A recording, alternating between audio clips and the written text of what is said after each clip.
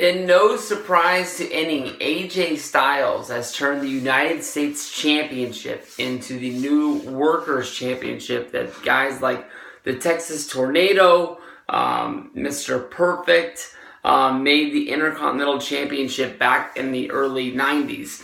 To me, honestly, almost every time anyone wins the Intercontinental Championship, we always hear from guys that WWE is trying to make the title relevant again, and this is the guy that's going to make the Intercontinental Championship mean something. Whether this is Dolph Ziggler beating The Miz at No Mercy last year, or the thousands of other times that rumor has popped up. To me, I was honestly really surprised when AJ Styles kept the United States Championship.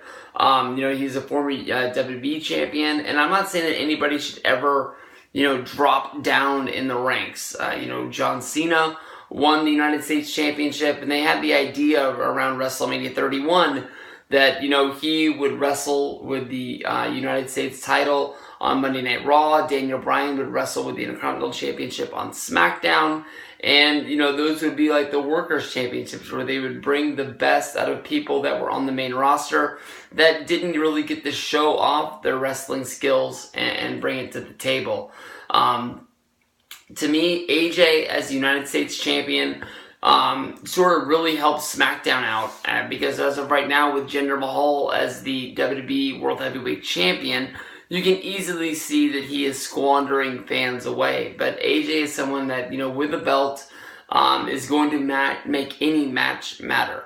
To me, if this was just AJ Styles versus Baron Corbin as a normal match, it's just a match to me. But I think that it adds a level of prestige to the match, because of the fact that the United States title is on the line, and really makes you have to think about where they're going with each of these guys in the future. This sort of has a back feud to go along with it.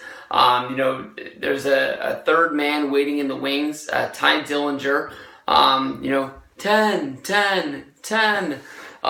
Since he's been moved up to the main roster, I believe it was around the Royal Rumble, he was on the show, but then he didn't get his main debut till I believe, I can't remember if it was before, during, or after WrestleMania. I think it was the night after, I think it was the SmackDown after WrestleMania that he made his real SmackDown debut for SmackDown Live.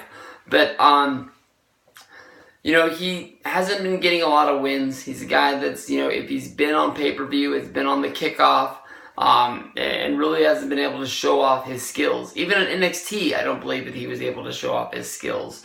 But out of the middle of nowhere, it was in Las Vegas. AJ Styles had an open challenge for the United States Championship, and it was answered by Ty Dillinger. Dillinger and AJ Styles had a really good match that was broken up by Baron Corbin, because Baron Corbin thought that he was the true number one contender to go after the United States Championship. If he didn't have the money in the bank anymore after losing it because of John Cena, he was not going to get a shot at the WWE Championship. He wanted a shot at being the United States Champion, because he thought that would help him move up the ranks of being one of the main stars of SmackDown. Because of this, basically we've had Ty Dillinger get a win over AJ Styles in a non-championship match.